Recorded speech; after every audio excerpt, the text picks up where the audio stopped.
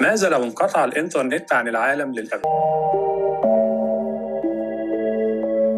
عارف إن في علماء وصفوا الإنترنت إنه أصبح زي طرف صناعي لعقل الإنسان؟ دراسة من جامعة هارفارد قالت كده حرفياً إننا بقينا بنعتمد على الإنترنت كأنه امتداد للذاكرة وللتفكير بتاعنا، يعني لو النت اختفى في ناس فعلياً هتفقد قدرتها على التفكير الطبيعي، وده على فكرة مش تخويف، ده واقع شفناه في حريق سنترال رمسيس اللي فات، الناس حياتها وقفت، مش بس شغلها اللي وقف، لكن كمان مشاعرها واتزانها. ودي بقى المصيبه، والسؤال هنا بقى مش ان احنا نقول مثلا هو لو الانترنت اتقطع عن العالم كله ايه اللي هيحصل؟ لا، انت السؤال الصح انت هتعمل ايه لو الانترنت اتقطع؟ هتعرف تعيش من غيره؟ تعرفوا ان في ناس كتيره بتستخدم السوشيال ميديا مش عشان تتواصل ولكن عشان تهرب من القلق، من الفراغ، من الاسئله اللي احنا مش عايزين نسمعها. وعشان كده جرب تعمل التمرين البسيط ده، عايزك تقفل الانترنت ولو 3 ساعات، ولو مره في الاسبوع، يعني جرب مره كل اسبوع اقفل الانترنت 3 ساعات متواصله، وعايزك تكتب بايديك انا حاسس بايه، او اوصف احساسك عامل ازاي وانت مفيش انترنت او مفيش سوشيال ميديا. ويا ترى ايه اللي بيظهر لما حاجه بتسكت جوايا؟ يعني مثلا انا دلوقتي وقفت الانترنت، يا ترى ايه الافكار اللي بتدور في عقلي؟ هل هي افكار ايجابيه؟ هل هي افكار سلبيه؟ هل ببدا افكر في شغلي؟